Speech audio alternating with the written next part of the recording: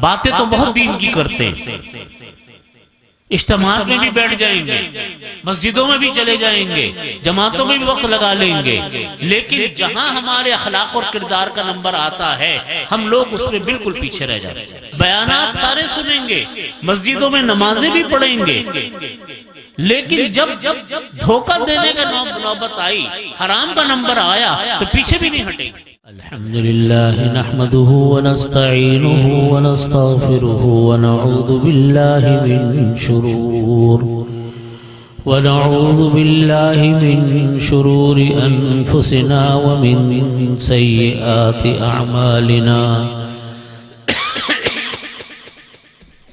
من يهده الله فلا مضل له ومن يضلله فلا هادي له وأشهد أن لا إله إلا الله وحده لا شريك له وأشهد أن سيدنا وسندنا ومولانا محمدا عبده ورسوله وقال الله تعالى في القرآن المجيد وفرقان الحميد قل إن كنتم تحبون الله فاتبعوني يحببكم الله صدق الله مولانا العظيم وصدق رسوله النبي الكريم ونحن على ذلك من الشاهدين والشاكرين والحمد لله رب العالمين۔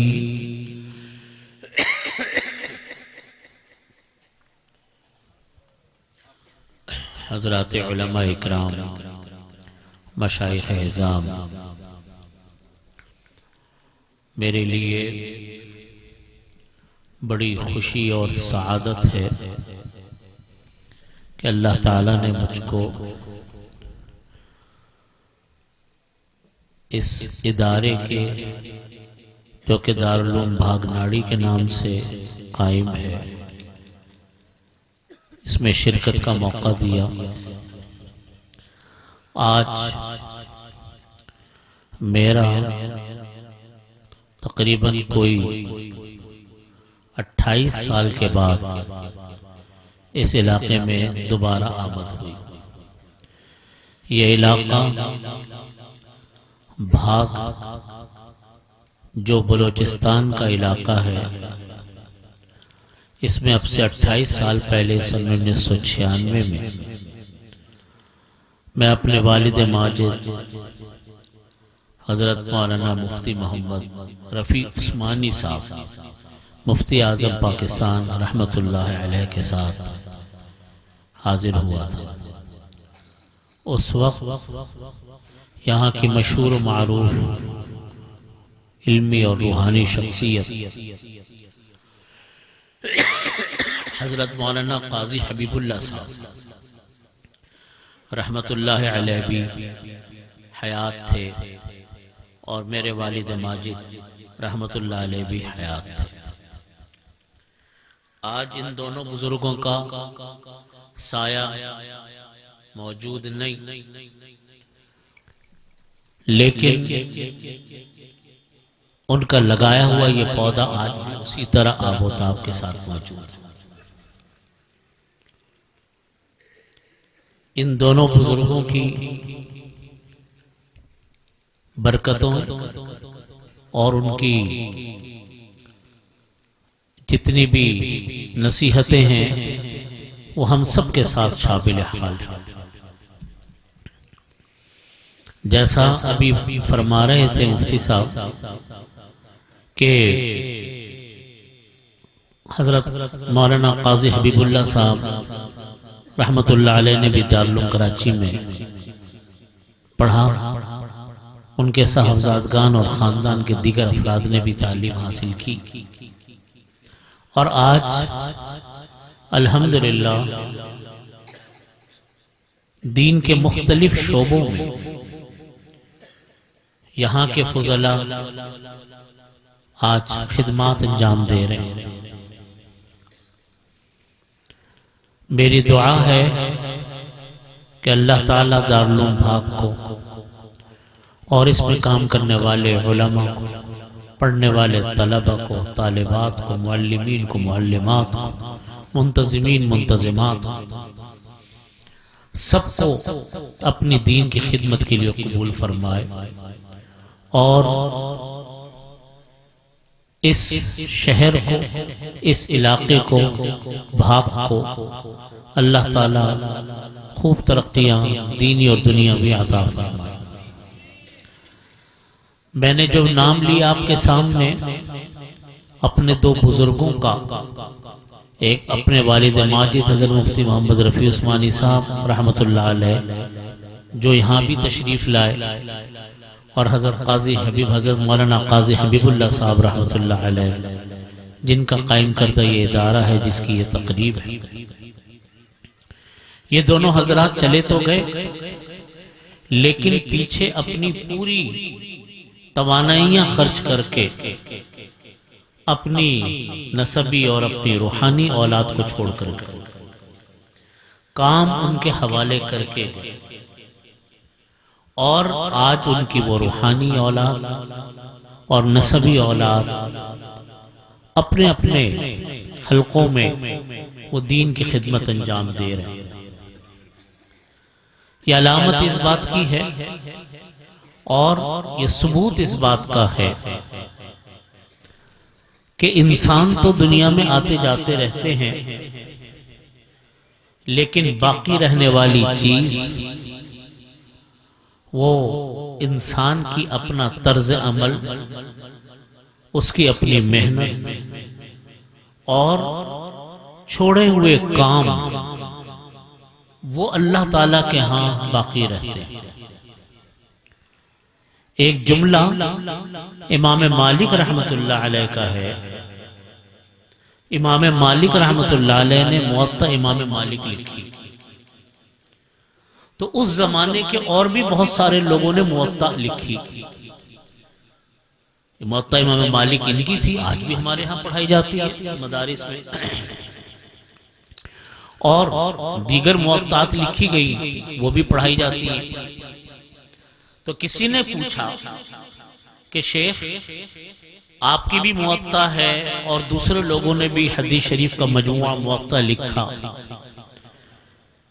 تو کون سی رہے گی، کون سی اچھی ہے، کون سی بہتر ہے؟ تو اس پر امام مالک رحمۃ اللہ علیہ نے وہ مشہور جملہ ارشاد فرمایا کہ ما کان للہ یبقى، ما کان للہ یبقى، جو اللہ کے لیے کیا جائے گا وہ کام باقی رہے گا۔ تو بھائی یہ مدرسے اگر اللہ کے لیے قائم کیے گئے انشاءاللہ ہمیشہ قائم رہیں گے، اور یقیناً اللہ کے لیے ہی قائم کیے گئے، اسی لیے آج بھی چل رہے ہیں۔ دنیا کے اس قافلے میں لوگ آتے ہیں، جاتے ہیں، چلے جاتے ہیں، لیکن کام ہے کہ وہ چلتا رہتا ہے۔ جب اخلاص ہو تو کام جاری اور ساری رہتا ہے۔ آج یہ مدرسہ باقی ہے، انشاءاللہ یہ باقی رہے گا۔ پڑھنے والے طلباء، طالبات، پڑھانے والے اساتذہ اکرام اور معلمات وہ اپنی خدمات انجام دیتی رہیں گی، اور ایک نسل کے بعد دوسری نسل انشاءاللہ وہ آتی رہے گی، اور دین کا کام اسی طرح چلتا رہے گا۔ آج آپ دیکھیں آپ کا شہر ماشاءاللہ، جب میں پہلے آیا تو ایک چھوٹا سا شہر، آج کتنا بڑا ہے۔ آج ماشاءاللہ اس کے طلبہ اکرام کی میں تعداد دیکھ رہا ہوں جن کو انشاءاللہ دستار پہنائی جانی ہے، اور جو جبے پہن کر بیٹھے ہوئے ایک بڑی تعداد ہے ماشاءاللہ۔ انشاءاللہ یہ تعداد اور بھی بڑھے گی، لیکن اس کے ساتھ ساتھ میں حاضرین سے چند باتیں باتیں عرض کرنا چاہتا ہوں۔ پہلی بات تو یہ ہے کہ اپنے اولادوں کو دین کی تعلیم سے آراستہ فرمائے۔ دینی اخلاق، دینی کردار ہمارے بچوں کا یہ ہمارا فرض ہے جو ہمارے اوپر لازم ہے، ورنہ دین کا قافلہ تو چلتا رہے گا اور کوئی اس قافلے کو روک نہیں سکتا۔ یہ تو اللہ کا نظام ہے، اللہ کا دین ہے، اللہ کا کلام ہے، نبی علیہ الصلوۃ والسلام کے احادیث ہیں، یہ تو اللہ نے ان کی حفاظت کی ذمہ داری لی ہے، تو چلیں گے۔ لیکن وہ لوگ خوش نصیب ہیں جن کی اولادیں، جن کے بچے ان دینی اداروں سے اور دین کی تعلیم سے وابستہ ہوتے ہیں، جن کے گھروں میں دین نہیں آتا، جن کے گھروں میں دینی تعلیم نہیں ہوتی، وہ ان کی ایک بہت بڑا حصہ زندگی کا سمجھ لیجئے کہ وہ ایک محرومی کا حصہ، کیونکہ دین کے بغیر اللہ تعالیٰ نہ دنیا میں کوئی برکت ڈالتے ہیں، نہ آخرت میں برکت انسان کو ملتی ہے۔ دینی تو اصل ہے، اس لیے دین کی تعلیم سے آراستہ ہونا، دین کے احکامات کو سمجھنا، یہ ہم سب کے لیے نہایت ضروری ہے۔ ورنہ آپ دیکھیے آج جلسہ ہو رہا ہے، میں چھوٹی سی مثال دیتا ہوں۔ آپ نے کتنے بیانات سنے ہوں گے، بے شمار اب تک بیانات آپ سن چکے ماشاءاللہ علماء کرام کے، لیکن اگر ان بیانات کے سننے کے بعد بھی ہمارے بازاروں میں اسی طرح ملاوٹ والا دودھ ملتا رہا، ہمارے بازاروں میں ملاوٹ والی چیزیں ملتی رہی، بازاروں میں جھوٹ چلتا رہا، دھوکے بازی روا دوا رہی، تمام خرابیاں اپنی جگہ پر موجود رہی، تو بتائیے پھر ان بیانات کا فائدہ کیا ہوگا؟ دودھ والے نے یا ملاوٹ کرنے والوں نے ملاوٹ نہیں چھوڑی، پورا بازار اسی طرح ملاوٹ میں لگ گیا اگلے دن سے جہاں آج چھوڑا تھا، جھوٹ اسی طرح چلتا رہا جیسے جھوٹ تھا، کوئی فرق ہمارے کردار پر نہیں پڑا۔ تو بتائیے پھر بیانات کا فائدہ کیا ہوگا؟ بیانات ہم کوئی نعرے لگانے کے لیے سنتے؟ بیانات کوئی ہم جلسہ سجانے کے لیے سنتے؟ بیانات کا تو مقصد ہوتا ہے اللہ رب العزت کا کلام، نبی کریم صلی اللہ علیہ وسلم کی دین کی باتیں، شریعت کی باتیں، احادیث کی باتیں ہم سن کر اپنی زندگیوں کو اس کے مطابق کرنے کی فکر پیدا کریں۔ کم از کم اتنی فکر پیدا ہو کہ ہم دین سیکھیں، دین کی کتابیں پڑھیں، علماء کی مجلسوں میں جا کر بیٹھیں اور اپنے اعمال اور اخلاق کی اصلاح کریں۔ اگر ہمارے اعمال درست نہیں ہوتے، ہمارے رزق حلال نہیں ہوتا، ہمارے کام جائز نہیں ہوتے، تو پھر ان اجتماعات کا ہمیں فائدہ کیا؟ اس لیے اللہ رب العزت نے کلام پاک میں ارشاد فرمایا، یا ایھا الذین آمنوا کلوا من الطیبات واعملوا صالحا، اے ایمان والو تم لوگ پاکیزہ حلال چیزیں کھاؤ اور نیک اعمال کرتے رہو۔ مطلب یہ ہے، حضرات مفسرین فرماتے ہیں، مطلب یہ ہے کہ نیک اعمال کا تعلق وہ کس چیز سے ہے؟ رزق حلال سے۔ یا ایھا الذین آمنوا کلوا من الطیبات، پاکیزہ چیزیں کھاؤ، واعملوا صالحا، نیک اعمال کرتے رہو۔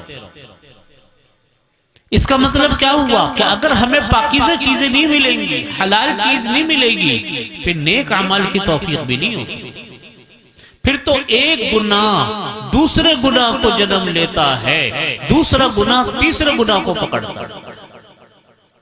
آج ہمارے بازاروں میں، ہماری دکانوں میں، ہمارے گھروں میں جھوٹ عام ہے۔ جھوٹ کتنا بڑا گناہ؟ نبی کریم صلی اللہ رب العزت کلام پاک میں فرماتے ہیں کہ لعنت اللہ علی الکاذبین، جھوٹے لوگوں پر اللہ کی لعنت ہو۔ نبی کریم صلی اللہ علیہ وسلم نے فرمایا کہ آیت المنافق ثلاث، منافق کی 3 نشانیاں۔ پہلی بات کہ جب بات کرے تو جھوٹ بولے، وَإِذَا وَعَدَ أَخْلَفَ، اور جب وعدہ کرے تو وعدہ خلافی کرے، وَإِذَا اؤْتُمِنَ خَانَ، اور جب امانت رکھوائی جائے تو امانت میں خیانت کرے۔ وفی روایت لمسلم واذا خاصم فجر، اور مسلم شریف کی روایت میں آتا ہے کہ اس کا جھگڑا ہو تو گالم گلوچ شروع کر دے۔ یہ آج ہمارے معاشرے پہ کتنی یہ بات صادق آتی ہے، کتنے لوگ ہمارے ہاں سچ بولنے کے عادی ہیں، کتنے ہم لوگ ایک دوسرے کو دھوکہ دیتے ہیں، کتنا پیسہ ہم اپنے گھر میں جو لے کر آتے حلال لے کر آتے ہیں۔ ہم نے کبھی فکر کی اس بات کی کہ ہم اپنا پیسہ رزق حلال گھر میں لے کر آئیں؟ ہر آدمی کہتا ہے میرا پیسہ حلال ہے، حالانکہ سارے حرام کام کرتا ہوا آ رہا ہوتا ہے بعض اوقات۔ تو کیسے رزق حلال کمایا؟ اپنی اولاد کے ساتھ اس سے بڑی کیا دشمنی ہوگی کہ ہم ان کو آگ کے انگارے کھلائیں؟ آگ کے انگارے۔ جب جھوٹ کا پیسہ گھر پہ آئے گا، رشوت کا پیسہ گھر پہ آئے گا، دھوکے کا پیسہ گھر پہ آئے گا، تو یہ کون سا پیسہ برکتوں والا پیسہ؟ حضرت عمر ابن عبدالعزیز رحمت اللہ علیہ، اتنا مشہور نام کہ ان کے دور کو اتنا عظیم الشان ان کا دور، حضرت عمر ابن عبدالعزیز رحمت اللہ علیہ۔ علماء نے لکھا کہ حضرت عمر ابن عبدالعزیز رحمت اللہ علیہ کے دور کو اگر جوڑا جائے خلافت راشدہ کے ساتھ تو یہ خلافت راشدہ کے ساتھ یہ جوڑتا ہے ان کا دور، اتنا اونچا دور صحابہ کرام والا دور۔ ان کے بارے میں لکھا ہے حضرت عمر ابن عبدالعزیز رحمت اللہ علیہ کے بارے میں، یہ بادشاہوں کے خاندان کے آدمی تھے اور اتنے مالدار تھے کہ بادشاہوں کا خاندان تھا، نوجوان ان کے کپڑوں کی کاپیاں کرتے تھے کہ یہ کیسا لباس پہنتے، جہاں یہ خوشبو لگاتے تھے تو لوگ ان کے دیکھا دیکھی ان کی وہ خوشبو استعمال کرتے تھے جو یہ خوشبو استعمال کرتے۔ لیکن جب ان کے اوپر ان کو خلافت ملی حضرت عمر بن عبدالعزیز رحمت اللہ علیہ کو، تو یہ خلافت جب ملی تو بالکل تاریک الدنیا ہو گئی، دنیا چھوڑ بیٹھے اور صرف لوگوں کی خدمت کا کام کرتے تھے۔ ایک مرتبہ عید کا اجتماع تھا، ان کے حالات میں لکھا ہے، اور یہ واقعہ حضرت ابو الحسن علی ندوی رحمت اللہ علیہ نے تاریخ دعوت و عزیمت میں لکھا کہ ایک مرتبہ گھر میں عید کا اجتماع تھا، سارے رؤساء کے بچے، شاہی خاندان کے بچے، سب کے پاس اعلیٰ سے اعلیٰ کپڑے، اعلیٰ سے اعلیٰ چیزیں، جوتے، یہ سب موجود تھے۔ تو حضرت عمر بن عبدالعزیز رحمت اللہ علیہ اس سال اپنے بچوں کے لیے عید کا نیا سوٹ نہیں بنا سکے، کیونکہ جتنی تنخواہ ان کو ملتی تھی اتنی تنخواہ میں بس کام چلاتا تھا۔ تو جب حضرت عمر بن عبدالعزیز رحمت اللہ علیہ نے دیکھا کہ سارے خاندان کے بچے نتنے کپڑے پہنے ہوئے ہیں، لباسوں میں ہیں، تو ان کے دل پہ بھی یہ بات آئی کہ میں تو اس سال میرے پاس اتنے پیسوں کی بچت نہیں تھی کہ میں اپنے بچوں کے لیے کپڑوں کا انتظام کر سکتا۔ تو گھر آ کر اپنے بچوں سے کہا کہ بیٹا معاف کر دینا، اس مرتبہ میں تم لوگوں کے لیے عید کے کپڑوں کا انتظام نہیں کر سکا۔ تو بچوں نے جو جواب دیا وہ میں سنانا چاہتا ہوں، یہ ہوتی ہے ماں باپ کی تربیت۔ بچوں نے کہا کہ ابا جان ہمیں کوئی غم نہیں ہے، ہمیں کوئی غم نہیں ہے کہ اس سال آپ عید پر ہمارے لیے کپڑوں کا انتظام نہیں کر سکے، اور ہمیں فخر ہے اس بات کے اوپر، ہمیں خوشی ہے اس بات کے اوپر کہ دنیا کی چند دنوں کی خوشی کے خاطر آپ آخرت کی کسی مصیبت میں مبتلا نہیں ہوئے۔ کیا جملہ کہا بچوں نے کہ ابا جان ہمیں فخر ہے اس بات کے اوپر کہ آپ دنیا کی چند دنوں کی خوشی کے خاطر آخرت کی کسی مصیبت میں مبتلا نہیں ہوئے۔ جب باپ اپنے بچوں کی یہ تربیت کرے کہ حلال کمانا ہے، حلال کھانا ہے، اور ہمیں دنیا میں اس طرح رہنا ہے کہ ہم اپنی محنت پوری کریں لیکن کام حلال کریں، چیز حلال استعمال کریں، تو آپ دیکھیے اس کا کتنے دور رس اثرات مرتب ہوتے ہیں۔ آج ہمارے ملک پہ جو مسائل ہیں، ہم دوسروں کو تو بہت برا بھلا کہتے ہیں، حکومتوں کو برا بھلا ہر وقت کہتے رہیں گے، فلانی حکومت ایسی، فلانی حکومت ایسی، اس نے یہ غلط کام کیا اور اس نے وہ غلط کام کیا، فلانا افسر ایسا، اس نے یہ غلط کام کیا اور ایسا غلط کام کیا۔ لیکن کبھی ہم اپنی زندگی میں جھانک کر دیکھیں کہ ہم خود کتنا غلط کام کر رہے ہیں۔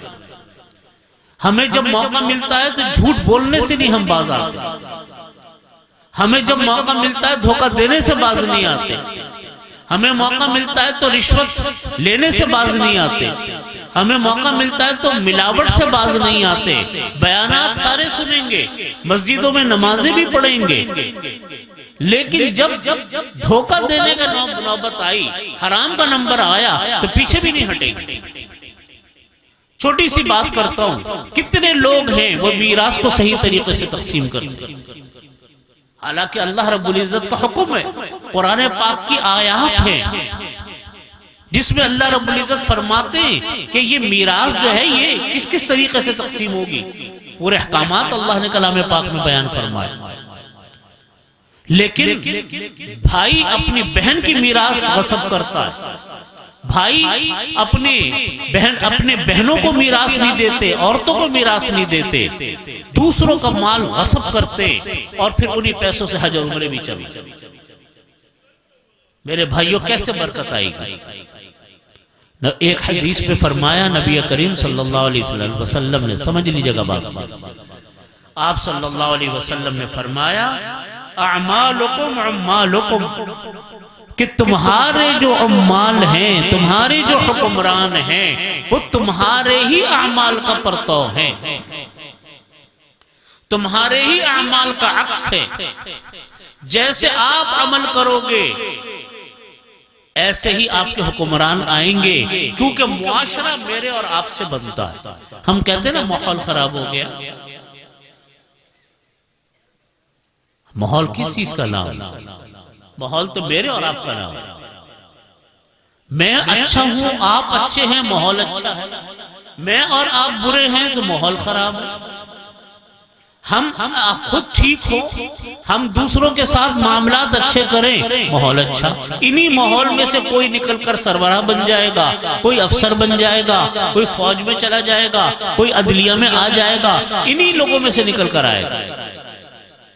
تو جب گھروں میں دین ہوگا، گھروں میں مائیں اپنے بچوں کو تربیت کریں گی، گھروں میں مائیں اپنے بچوں کی دیکھ بھال کریں گی، مرد اپنے بچوں کو دینی تعلیم کا اہتمام کریں گے، ماحول ٹھیک ہوگا، ماحول ٹھیک ہوگا تو اس کا نتیجہ کیا ہوگا کہ آپ کا پورا ماحول اور معاشرہ ٹھیک ہوگا، انہی میں سے کوئی انسان اوپر آئے۔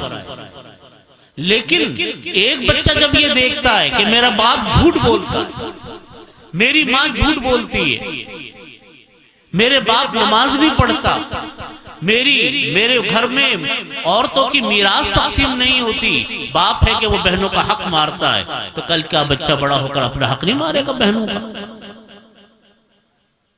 بھائیوں یہ سوچنے کی بات ہے کہ ہم اپنے گھروں میں کس طریقے سے دین پیدا کریں۔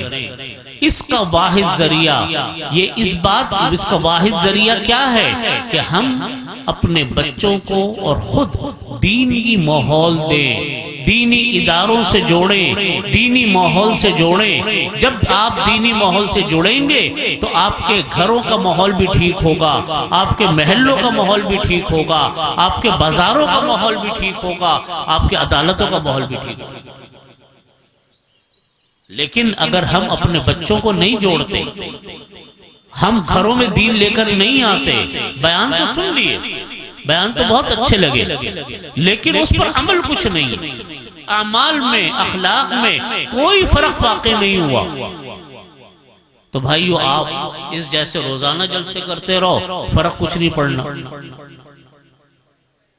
بات تو جب ہے کہ جب ہم کوئی گناہ چھوڑے، ہم کوئی دینی ماحول میں آئیں، ہم دینی ماحول کے ساتھ جوڑیں۔ تو میں بات عرض کر رہا تھا کہ لوگ حکومتوں کو تو بہت گالیاں دیتے ہیں، لیکن اپنے عمل کو کون دیکھتا ہے کہ ہم عمل کیا کر رہے ہیں؟ اپنا عمل کیسے ٹھیک ہوگا؟ جب موقع ملا تو ایک دکاندار بھی دھوکہ دے رہا ہے، موقع ملا ایک دودھ فروش بھی دھوکہ دے رہا ہے، ایک چھوٹے سے چھوٹا آدمی بھی دھوکہ دے رہا ہے، جھوٹ بول رہا ہے، دوسرے کے ساتھ زیادتیاں کر رہا ہے۔ ان سب کا حل کیا ہے؟ ہم اپنے گھروں پر توجہ دیں، ہم اپنے گھروں میں دین لے کر آئیں، اپنے گھروں میں نبی کریم صلی اللہ علیہ وسلم کا اخلاق اپنے بچوں کو سکھائیں۔ اگر ہم آج اپنے بچوں کو دینی اخلاق سکھائیں، ہم اپنے بچوں کو دینی کردار سکھائیں، تو آپ دیکھیے گا انہی بچوں میں سے وہ لوگ نکلیں گے جو آج آپ کے معاشرے کا ایک بہت بنیادی کردار ہو۔ نبی کریم صلی اللہ علیہ وسلم نے فرمایا کہ منافق کی 3 نشانیاں۔ پہلی نشانی فرمائی کہ جب بات کرے تو جھوٹ بولے، جس کو میں نے عرض کیا کہ قرآن کریم میں اللہ رب العزت نے فرمایا کہ لعنت اللہ علی الکاذبین، کہ جھوٹوں پر اللہ کی لعنت۔ جب وعدہ کرے تو وعدہ خلافی، یہ منافق کی نشانی ہے۔ جب بات کرے، جب امانت رکھوائی جائے تو امانت میں خیانت کرے۔ اور مسلم شریف کی روایت میں فرمایا کہ جب اس کو کے پاس جب لڑائی جھگڑا ہو تو مخاصمت اور گالم گلوچ کرنے پر آمادہ ہو جائے۔ آج ہمارا، میں آپ سے یہ عرض کرتا ہوں، بڑی بات نہیں کرنی چاہیے۔ آپ کا یہ شہر ہے بلوچستان کا، حالات سب آپ کے سامنے، لیکن میں نے جیسا عرض کیا کہ علاقے بنتے ہیں، شہر بنتے اور آپ سے، ہم افراد سے۔ آج آپ اور ہم اگر اس بات کا ارادہ کریں، تہیہ کریں کہ ہم اپنے اس شہر کو گناہوں سے پاک بنائیں، ہم اپنے اس شہر کو جھوٹ سے پاک اور دھوکے سے پاک بنائیں، اپنے بچوں کو مدرسوں سے جوڑیں، اپنے بچوں کو، اپنے خاندانوں کو دیندار لوگوں سے جوڑیں، اور معاشرے سے دھوکہ بازی ختم کریں، اپنے بچوں کو ایک اچھا انسان بنائیں۔ آپ دیکھیے آپ کا پورا علاقہ یہ کیسا ایک جنت نظیر علاقہ بنے گا۔ ہمارے جو بنیاد مسائل کا حل وہ دین میں پوشیدہ۔ یاد رکھیے، جن گھروں میں دین ہوتا ہے، جن گھروں میں تربیت ہوتی ہے، وہ گھر باقی اور باقی رہتے ہیں، وہ گھر اخلاق کے اعتبار سے اونچے گھر بنتے ہیں، وہ گھر ایسے گھرانے ہوتے ہیں کہ ان میں پیدا ہونے والا بچہ، ان میں بڑا ہونے والا بچہ وہ معاشرے کے لیے ایک بڑا رہنما، ایک انسان بنتا۔ نبی کریم صلی اللہ علیہ وسلم جب مدینہ طیبہ تشریف لائے تو آپ صلی اللہ علیہ وسلم نے بنیادی طور پر جو دین کی دعوت اور تبلیغ مکہ مکرمہ میں جس کا آغاز کیا تھا، لیکن وہاں قتال کی اجازت نہیں تھی، وہاں جہاد کی اجازت نہیں تھی مدینہ طیبہ میں، لیکن مکہ مکرمہ میں آ کر، مدینہ طیبہ میں آ کر آپ صلی اللہ علیہ وسلم کو قتال کی اجازت ملی، آپ کو جہاد کی اجازت ملی۔ آپ دیکھیے مدینہ طیبہ میں نبی کریم صلی اللہ علیہ وسلم نے کیسی تربیت فرمائی، ایسی تربیت فرمائی کہ جہاں یہ صحابہ کرام رضی اللہ عنہم جاتے تھے، وہاں کا پورا علاقہ، پورے کے پورے لوگ، پورے کے پورے بستیوں کی بستیاں وہ مسلمان ہوتے ہیں، اخلاق کی وجہ سے، کردار کی وجہ سے۔ یہ مالدیپ ہے جو بالکل ہمارے ہاں سری لنکا کے برابر میں ایک ملک ہے، یہاں 2 صحابہ کرام گئے اور انہوں نے جا کر تجارت شروع کی۔ روایت کتابوں میں لکھا ہے ان کی تجارت کو دیکھ کر پورا علاقہ، پورا ملک مسلمان ہوا، آج بھی مسلمان۔ جس وقت ہمارا یہ سندھ فتح ہوا، محمد بن قاسم رحمت اللہ علیہ سندھ میں آئے تو یہاں راجہ داہر کی حکومت تھی، اور پورا علاقہ راجہ داہر کی حکومت کا وہ ہندوؤں کا علاقہ تھا۔ محمد بن قاسم ایک لڑکی کے خط کے اوپر روانہ ہوئے، اور جب سندھ پہنچے اور راجہ داہر سے دیبل کے مقام کے اوپر جنگ شروع کی تو صرف فتح ہی نہیں حاصل کی بلکہ لوگوں کے دل جیتتے چلے گئے. یہاں سے چلے دیبل، بالکل کراچی کے قریب ہے دیبل، وہاں سے چلے ملتان تک فتوحات کرتے ہوئے آئے. آپ کا یہ سکھر کا علاقہ، یہ سارا علاقہ فتح ہوا. یہ سارے بہت ساری جگہیں امام محمد بن قاسم نے جنگوں سے فتح نہیں کی. جب صحابہ کرام رضی اللہ عنہم کے اخلاق، جب ان حضرات کے جو محمد بن قاسم رحمت اللہ علیہ کے لشکر کے لوگ تھے، ان کے اخلاق کو دیکھا، ان کے کردار کو دیکھا لوگوں نے، تو لوگوں کے علاقوں کے علاقے فتح ہوتے چلے. آگے بہت زیادہ محنت نہیں ہوئی، یہاں تک کہ جس وقت محمد بن قاسم رحمت اللہ علیہ جب واپس گئے ہیں سندھ سے، تو کتابوں میں لکھا ہے کہ لشکر بھی واپس چلا گیا، لیکن اتنی بڑی تعداد مسلمانوں کی چھوڑ گئے جو یہاں کے لوگ مسلمان ہوئے تھے، کہ مقامی لوگوں نے محمد بن قاسم کے اوپر اتنے پھول نچھاور کیے کہ محمد بن قاسم رحمت اللہ علیہ کا گھوڑا پھولوں میں اس طرح دھس گیا تھا. کہاں؟ وہ ہندوؤں کا علاقہ، کہاں ہندو رہنے والے.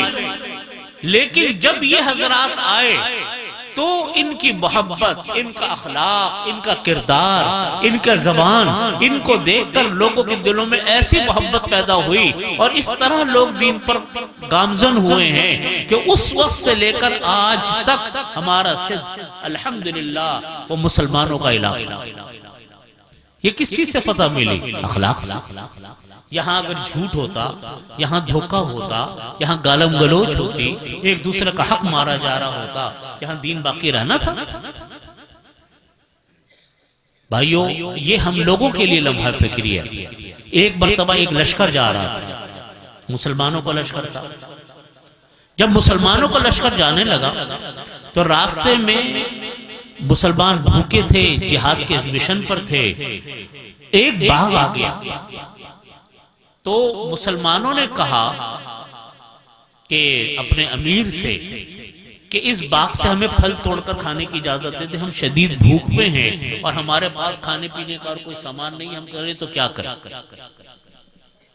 تو ان امیر نے، جو مسلمانوں کے لشکر کے امیر تھے، انہوں نے کہا کہ دیکھو تم پھل ضرور توڑ لو، لیکن وہ جگہ غیر مسلموں کی تھی، مسلمانوں کی جگہ نہیں تھی. باغ مسلمانوں کا نہیں تھا، لشکر مسلمانوں کا تھا. تو جب وہ لشکر کے امیر نے یہ کہا کہ دیکھو، جو آدمی جس درخت سے پھل توڑے اندازہ کر کے اتنے پیسے درخت کی شاخ کے ساتھ باندھ دے، تاکہ کل کو جب اس کا مالک آئے تو وہ یہ دیکھے گا کہ میرا پورے باغ کا پھل غائب ہو گیا، لشکر مسلمانوں کا کھا گیا، تو اس کو کوئی افسوس نہ ہو، اس کا کوئی نقصان نہ ہو. وہ غیر مسلم ہے، وہ تو دین سے اور زیادہ بددل ہو جائے. چنانچہ مسلمانوں نے یہ کام کیا اپنے امیر کے کہنے کے اوپر. وہ سکے لیے اور سکے لے کر جو بھی جتنے پیسے بنتے تھے، ہر آدمی نے اپنے حصے کا جو پھل توڑا اس کے اتنے پیسے باندھ دیے. اگلے دن جو باغ کا مالک آیا، اس نے باغ کے مالک نے آ کر دیکھا کہ یہ تو عجیب و غریب منظر ہے کہ پھل سارا غائب ہے اور اتنے ہی پیسے ہر شاخ سے بندھے ہوئے. اس نے پوچھا بھائی کوئی فرشتے آئے تھے کہ جو پھل بھی کھا گئے اور درخت سے پیسے بھی باندھ گئے؟ جب معلومات کی تو پتہ چلا مسلمانوں کا لشکر گیا تھا یہاں سے، ان کو مجبور تھے، بھوکے تھے، انہوں نے پھل تو لے لیا لیکن اس کے پیسے باندھ دیے. تو واقعات میں یہ بتایا جاتا ہے کہ اس کا مالک مسلمانوں کی.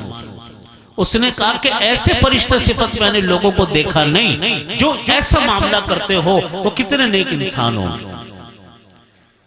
آج ہم لوگوں کا جو مسئلہ ہے وہ مسئلہ یہ کہ ہمارے اخلاق خراب ہے، ہمارا کردار خراب ہے.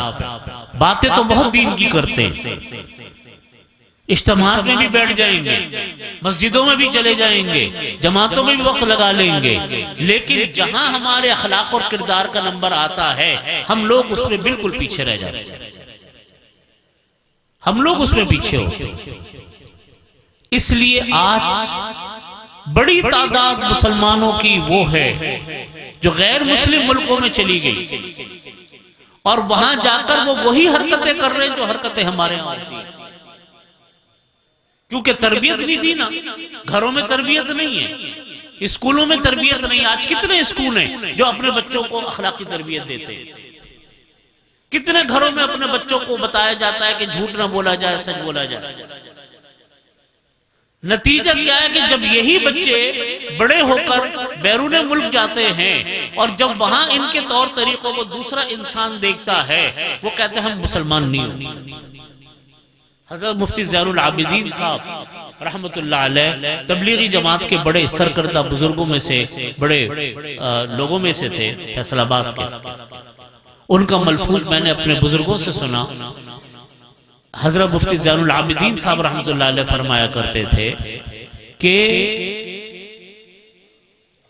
عالم کفر مسلمان ہونے کے لیے تیار، عالم کفر مسلمان ہونے کے لیے تیار ہے، لیکن اسلام کے دروازے پہ مسلمان کھڑا ہے جس کو دیکھ کر وہ مسلمان نہیں۔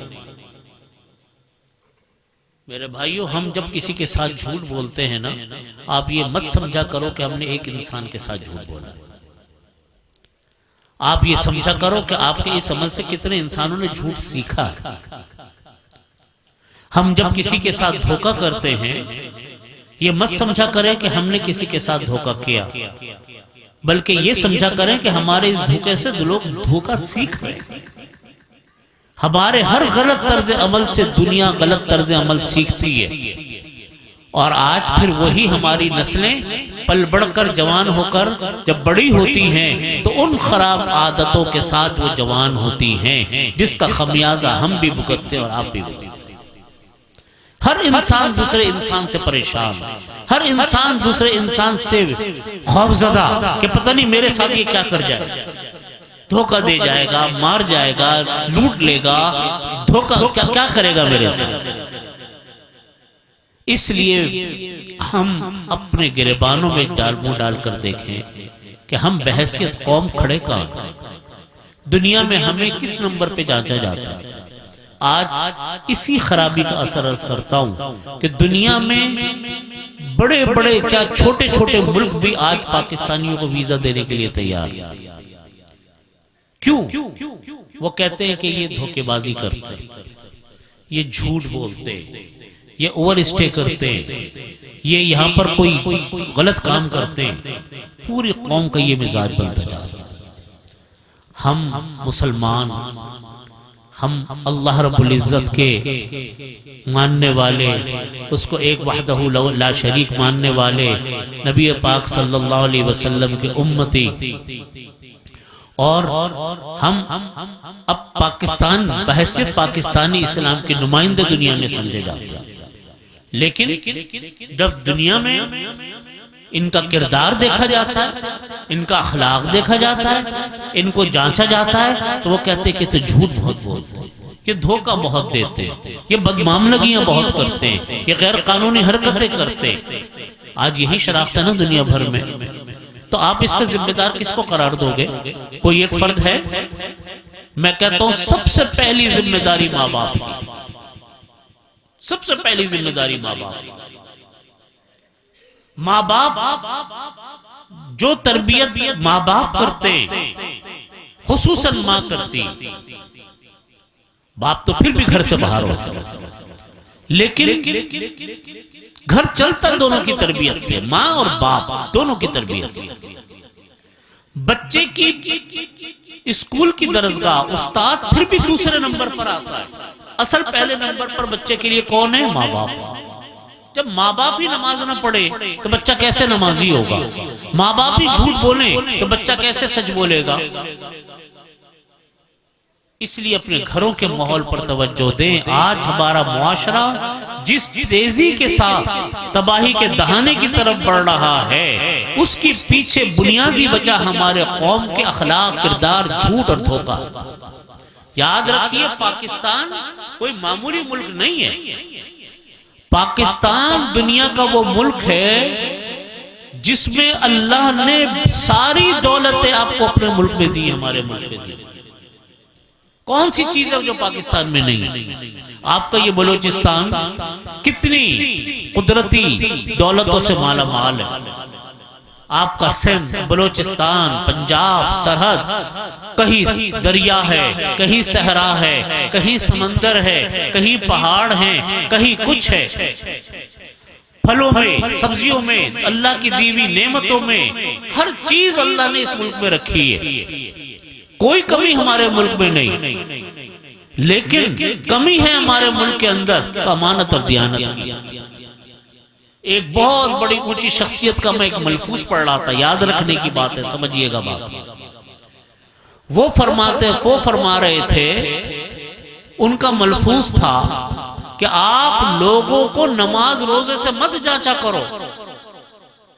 نماز روزہ تو لوگ پھر بھی پڑھ لیتے کیونکہ فرض ہے، اسلام کا فرض ہے. لوگوں کی جان پہچان امانت اور معاملات اور دیانت سے کیا کرو. لوگوں کی پہچان امانت اور دیانت اور معاملات سے ہوتی ہے. حضرت عمر فاروق رضی اللہ عنہ، خلیفۃ المسلمین، خلیفۃ المومنین، ان سے کسی نے کہا کہ شیخ فلانا تو بہت اچھا آدمی. کسی کے بارے میں پوچھا کہ وہ کیسا آدمی ہے؟ فرمایا کہ بہت اچھا آدمی. حضرت عمر فاروق رضی اللہ عنہ نے فرمایا کہ آپ نے اس کو اچھا کیسے کہہ دیا؟ کیا آپ نے اس کے ساتھ سفر کیا؟ وہ صاحب نے کہا نہیں، میں نے تو ان کے ساتھ کوئی سفر نہیں کیا. فرمایا کہ کیا تم نے ان سے کوئی روپے پیسے کے لین دین کا معاملہ کیا؟ انہوں نے کہا جی میں نے وہ بھی نہیں کیا. کہہ رہے جب دونوں کام نہیں کیے تو اچھا کیسے کہہ دیا آپ نے؟ تو وہی بات جو میں کہہ رہا ہوں ان بزرگ کی، وہ فرماتے کہ انسان کی جان پہچان اور جانچ پڑتال نمازوں سے اور روزوں سے مت کیا کرو، بلکہ کس سے کیا کرو؟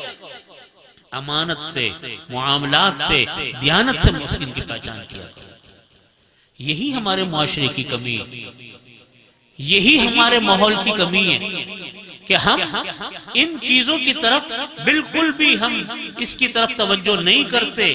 اس کی وجہ کیا ہے؟ توجہ نہ کرنے کی وجہ کیا ہے کہ ہم ان باتوں کی طرف سے غافل، ہمارے ذہن کے اندر یہ چیزیں نہیں ہیں. نتیجہ کیا ہے کہ ہمارے بچے بھی آج اس ماحول کی طرف نہیں جا رہے. جتنے افراد بیٹھے ہیں کم از کم ہم تو اپنے بچوں کے بارے میں تہیہ کریں کہ اپنے بچوں کو دینی اخلاق، دینی کردار یہ ہم اپنے بچوں کو سکھائیں. اس لیے ہمیں اپنے ماحول میں ان چیزوں کی ضرورت ہے. دیکھو رشوت کا پیسہ بالکل حرام کا پیسہ ہے. رشوت، کسی نے پوچھا رشوت کی آمدنی کے بارے میں کیا حکم ہے؟ بالکل حرام کا پیسہ ہے. الراشی والمرتشی کلاہما فی النار او کما قال صلی اللہ علیہ وسلم. نبی کریم صلی اللہ علیہ وسلم نے فرمایا رشوت لینے والا دینے والا دونوں جہنمی. لعن رسول اللہ صلی اللہ علیہ وسلم آکل الربا وموکلہ وکاتبہ وشاہدہ وقالہ فیہ سواء او کما قال صلی اللہ علیہ وسلم. کہ لعنت فرمائی نبی کریم صلی اللہ علیہ وسلم نے سود کھانے والے پر، سود کھلانے والے پر، سود کا جو آدمی گواہ بن رہا ہے اس پر، سود کا معاملہ جو لکھ رہا ہے اس پر. فرمایا کہ گناہ میں سب برابر کے شریک ہیں. نبی کریم صلی اللہ علیہ وسلم نے فرمایا جو انسان لقمہ حرام کھاتا ہے اور وہ اس کے حلق سے اترتا ہے، اس سے انسان کے جسم میں جو نشو نما ہوتی ہے وہ جہنم کا ایندھن ہے. تو بھائی جب یہ جہنم کا ایندھن ہے، ہم بڑے فخر سے کہتے ہیں ہم اپنے بچوں کے لیے کر رہے ہیں. بچوں کے لیے کیا حرام جہنم اکٹھی کر رہے ہیں؟ ہمیں اپنے گھروں کی طرف توجہ دینے کی ضرورت ہے. اتنا فقدان میں شاید ماضی میں کسی نے نہیں دیکھا ہوگا جتنا ہم اور آپ آج دیکھتے ہیں. تربیت کا فقدان، گناہوں کے، معاشرتی گناہ، اخلاقی گناہ، کردار کے گناہ جتنے اب ہمارے ملک میں پھیل گئے شاید ماضی میں کبھی نہ ہو. اس کی وجہ بے شمار ہیں کہ ہم لوگ اپنے اپنے حرکتوں پہ ایسے مبتلا ہیں کہ اپنے گھروں کے گرد و پیش کی طرف دیکھنے کے لیے تیار نہیں.